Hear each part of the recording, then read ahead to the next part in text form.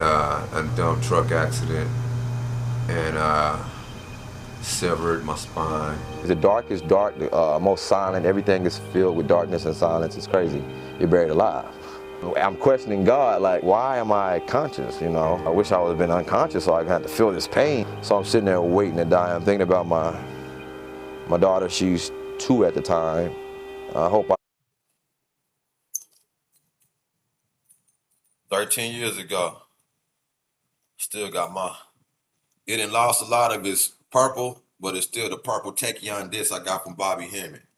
Yeah, when I got up in there, bro, I was already listening to Bobby Hemmett 8, 12 hours, 13 hours a day. I would drive my dump truck, and all I would play was Bobby Hemmett on the CD. You had the CDs, and we had the Bobby Hemmett lectures.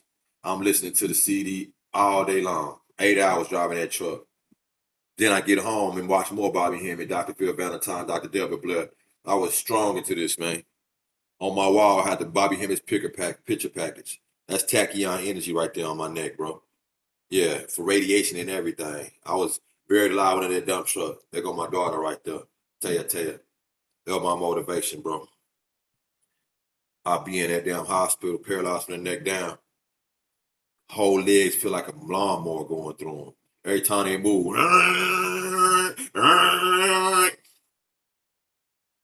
And the nigga had to go to therapy. And the whole thing about it, you see me, I had something in my nose. I had a thing going through my nose, through my neck, to feed me through my neck. I couldn't drink. I couldn't eat anything for the first 6 weeks. And I had to go to therapy. And I had to go hard. But I couldn't drink anything. But I had to go hard because those are the most prime, most important time is when you first get paralyzed to get those cells to wake up that are paralyzed. I had to go hard. Keep going. I don't remember her in the afterlife. This is what's going in my mind. I hope I don't remember my daughter in the afterlife because this really sucks to have a beautiful daughter. That's my heart and soul, and I'm gonna die sitting here. Yeah, so that cute little girl right there. That's my sunshine, dog. She's 16, finna be 17, big head there. Bro, like I say, them legs feel like a lawnmower going through them. And boy, I didn't want to do nothing, man. I didn't want to do nothing, nigga. So much pain. You know what I'm saying? My back, my shoulder was totally separated. My whole clavicle. They don't even know where my clavicle and shoulder blade meets. They say, Jermar, that's a puzzle. We don't know where. Your whole clavicle is crushed. Like, damn. Paralyzed from the neck down. 33rd vertebrae. C6-7. Said I'd never walk again. You know what I'm talking about? I didn't want to move, man. I didn't want to do nothing but take some dope and get that pain away. But in that hallway, bro, I hear my daughter coming in. Daddy, daddy, daddy. She running through the hall. I'm like, nah. She 3 years old. I didn't wait till I'm 31 to have this baby. I got to get up. I got to get up. And it wasn't even about no basketball or nothing. It was about just getting up for my little daughter. I want to hold that little girl. I want anything in this world. So I said, fuck that pain. Let's go to therapy. At the age of 2 when she's gonna grow up without a dad. So I wasn't able to move my arms or my legs. They were paralyzed. So Someone had to clothe me and feed me and bathe me and change me. I would dream though. I was jumping up and feel like I was floating at 5'11", just bow, 360, and I was back, baby. The doctor. I was a bad boy on that basketball court. People that know me know that. Right up on the 6 foot, 5'11". I could put it on my ankles, reverse 360s, throw it off the wall during a pregame, cock it back. Used to hit it on the backboard. Try to me and my boy Michael Keys, he's 6'6". We dunked the side. I down dunk him. Try to see who could put it on the backboard. Pat, pat, pat. Then dunk it. Then dunk it. Tap it on the backboard twice. Then dunk it. I was a bad motherfucker on that court. So it wasn't nothing. But the thing about it was I worked my ass off. I remember it was a whole year. I was driving buses and I did something. I was killed at HT. I had dunked so hard on this cat 6'7" that one of the coaches just said he's sending me to a tryout in Chicago for this pre-league team. So I'm working out whole year. I'm working out anyway, whole year. I'm doing lunges, the Bulgarian lunges. Put your foot back on the chair, get the lunges. I had 100 pounds in each hand. On one leg, 200 pounds plus my body weight, pushing it up. I would do it every day. And I would raise the weight. I mean, I started probably at 50 each hand. I ended up like 100 in each hand. Yeah, dumbbells.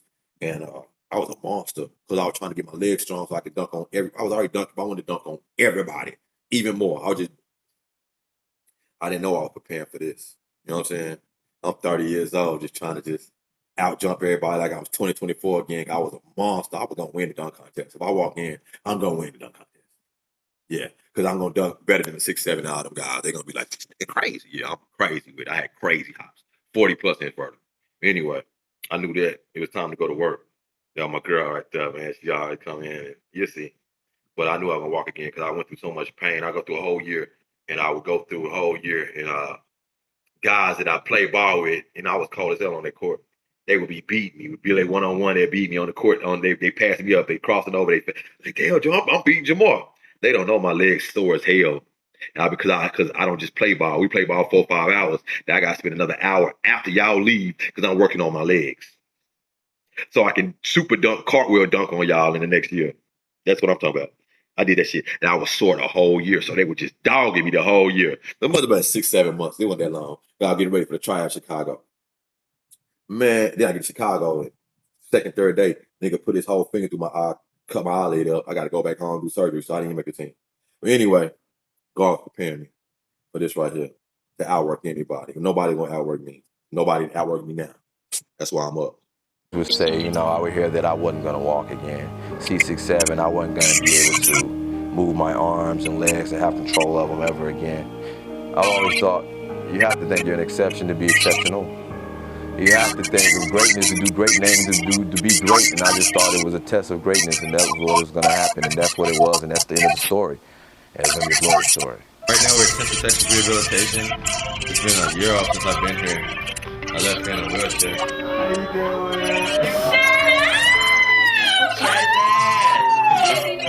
Jermar! I'm lavender, baby. Jermar! He couldn't move. We had to do everything for him. Day by day, minute, hour, month. We worked, and now he can walk. Oh my goodness! Oh, so happy! Oh, you made me cry. Let me laugh now. It was my frequency that brought the whole hospital around me. It was my chi. I told him my chi. And my therapist was like, oh, Jermar, your chi. I mean, I was tapped in. Bobby had me tapped in. I already knew I would go out. And it was summertime, about May, right? I would go out every day for about 20, 30 minutes, sit in that sun, meditate for 30 minutes, get 30 minutes of that sun, right? In my wheelchair, coming that sweating mud, like Jermar going outside again. Get my frequency right, right? I did my breathing too, my chi, and I did my breathing. And I knew it would bring my aura around the hospital. I would control the hospital with my aura. So I would go there and meditate. They didn't all work in magic on them. Before I left, they threw me one birthday party, one in my birthday, and another party just for leaving. They loved me so much. They believed. They didn't know then, but I told them everybody gonna believe that I'm gonna walk out this. I'm gonna walk again. And most definitely, everybody like, I think he's gonna walk again. People that didn't believe had to get the fuck away from me. I had my mom one time doubting, talking about, you don't know if you're gonna walk again. I was like, I bet you got to go. Oh no. Oh no. Oh no. Maybe tomorrow you come back, you thinking right, but today you are my enemy. Anybody, I had a therapist that you tell me, might have told me that you don't know I need a new therapist. And one day they had me doing therapy. They was like, when they were preparing me for therapy, right? They had me like going to the washroom, and I was like, they were going like, what we doing today? I said, well, we're gonna go. They said we're gonna go to the laundry room, and you're gonna get folded clothes. I'm gonna show you how to fold your clothes. On my hands stuff, get my hands right and start folding and everything. I'm like, okay, when we gonna go walking? Well, Jermar, we gotta be real. You don't know. We don't know if you're gonna ever walk again. So we gotta prepare. To do work at the house in the chair. I was like, bullshit. Fuck you. I don't know what the fuck y'all talking about. We finna get on the walking machine. No, motherfucker. Everything that I'm doing in this therapy, we gonna be walking. Yeah, I don't give a fuck what y'all planned on doing. It's a change of plans, bitches. Nah, fuck that. Y'all need to get a motherfucker, change the whole therapy. I'm a walker. So everything we need to do need to be involved me walking again. I don't give a fuck how many therapists you got. They were mad. They had to get two therapists. They had to go to the walking machine. They had to move my legs for me on the walking machine. I'm on that bitch acting like I moved my leg. They moved it for me. I don't give a fuck. They sweating the tie. We all gonna work today. Yeah, I ain't finna go no goddamn laundry man for no goddamn clothes, no goddamn wheelchair. Like I'm finna be in a wheelchair. I'm not gonna be in no motherfucking wheelchair. That's the type of mind state you got to have. I fought with God like Jacob did. I walked with a stick like Jacob did. I fought with God all night long because it was like maybe like the sixth week. And they kept on telling me I'm going to have surgery and I'm going to be able to take this shit out of my neck and actually eat. And it was around like July 4th. I wanted a July 4th hamburger and shit. I was mad at the motherfucker. I fought with God all night because I had to go to therapy and I had one incident where my real therapist wasn't there. So it was a substitute therapist and she didn't really know my situation. And I went to therapy. And I was working hard in therapy. And all they would give me ice cubes. They'd put ice cubes in my mouth. And I do the ice cubes, right? And I'm supposed to spit them out. Well, I knew she was new. And then I was thirsty. I wasn't supposed to drink no water or nothing. I was supposed to put the ice cube in my mouth and make my not be dehydrated and spit the ice out. I had her ass drinking me water. She didn't even know. I said, go get me some water. Get some more ice. I'm drinking water, drinking ice, eating the ice. I'm tired, working my ass off though in therapy, though. You know what I'm saying? But the shit started flooding my motherfucking trachea. They had to take me to surgery. I almost died that day. Jermar, you like, man, I'm sorry, man. And so I knew how serious it was when I had to go to surgery again. And I was mad as fuck, man. Because I'm like, man, I can't even get stronger like I want to. I know how to eat. I was involved with Dr. Nardi with symptometry. I'm a scientific eater. Y'all feed me all this bullshit protein that I know got bullshit chemicals in it. I can't eat my meat. I can't eat my protein. I can't eat my goat meat. I can't eat my pineapples. I can't eat my goat milk and all the stuff I know that can repair my cells. Man, bullshit. So I fought with God all night. It went something like this. I was like, man, fuck this shit. I ain't been in no motherfucking wheelchair. That's why I'm talking to God or the devil, whoever was listening. Fuck this shit all night long. Fuck that. I got a 3-year-old daughter. I'm not gonna be in no motherfucking wheelchair. When a nigga come home to take her to prom and try to date her, he gonna see a nigga walking at least with a goddamn stick or something. Fuck that motherfucking wheelchair.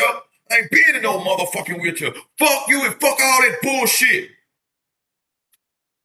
I think God was like, this nigga here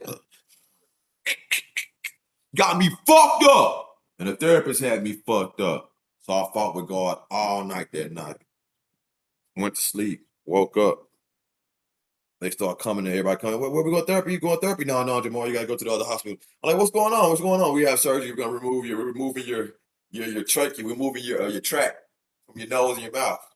I get to eat? Yeah, you get to eat, man. You get to eat. It was the 6 weeks. And finally, man, I finally got to eat. From then on, if I get to eat, I'm ordering my Chipotle, I'm getting my goat tacos, I'm getting my clean meat, my clean chicken, my grass-fed beef.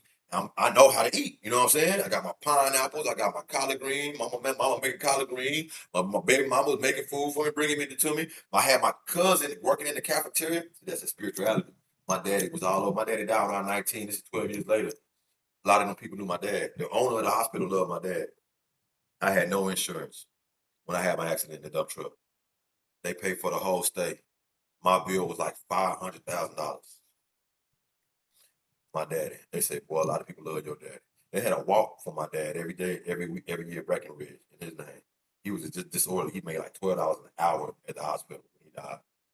But he would love it. He loved him so much. The nurses, the doctor loved him. So he used to play basketball. He was a basketball player. Cold, like Steph Curry. So a lot of the white doctors and stuff loved him. They play. I remember going to the gym full of white boys. My daddy be the only nigga there, tearing their ass up. God damn it, Jerome. I'm trying to hold Jerome, killing their ass. But they loved him. And I remember him talking to nurses. I was like, damn, dog, you talked to 2-3 nurses tonight. Oh, yeah, it's my homegirl, Jenny. He talked to him all night long. Like that, you got conversations like a motherfucker talking to the white nurses. Yeah, it even gets deeper because one of the white nurses was the top nurse when I went to my next therapy when I left this hospital. She didn't even know that was my daddy. It's dope. Dope story. Dope story. Oh my God. Let me see. Jermar. Oh wait, you got a little swag going on, Jermar. You got a little swag going on, Jermar. Every day when my legs wouldn't move, it's okay. You're gonna move. You're moving. Even if I don't feel you, you'll see. I feel you. I know. I'm gonna make myself feel that you're moving. You believe this? Oh my gosh! God. Law of attraction. Good. Honestly, I mean, I've never seen anything like it. That's You are true. God. This is the amazing Rose. This is my man right here. You're the true test that it takes a good team, but it really is, it's gotta be in your head. You can't stop trying. He told me, man, like you pushing, man, I'll be up, man. This is my buddy. He would come talk to me every day. And the relationships that we build here, man, is awesome.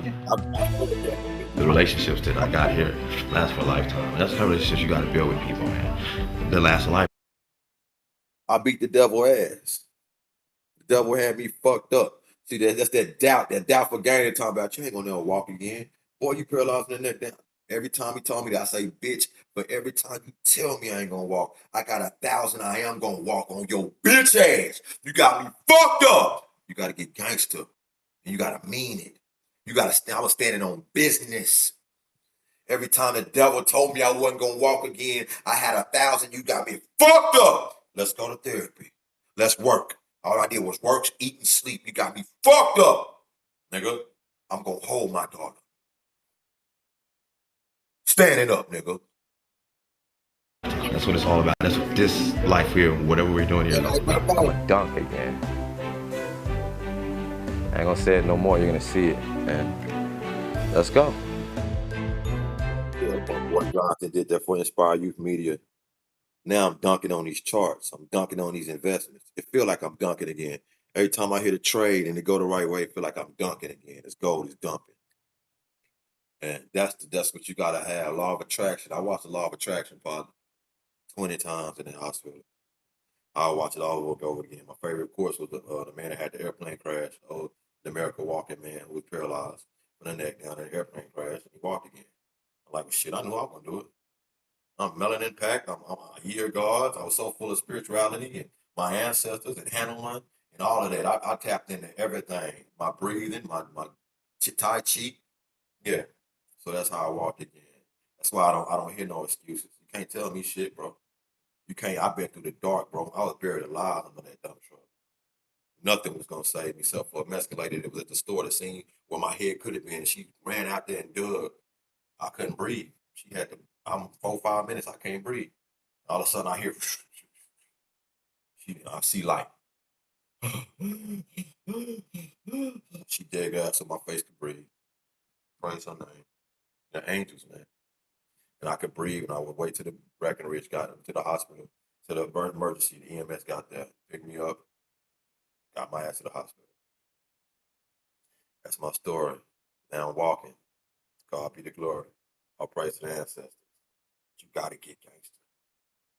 If you ain't ready to get gangster, if you ain't ready to fight with the Lord, if you ain't ready to bust the devil in his motherfucking mouth every time, you can't have it.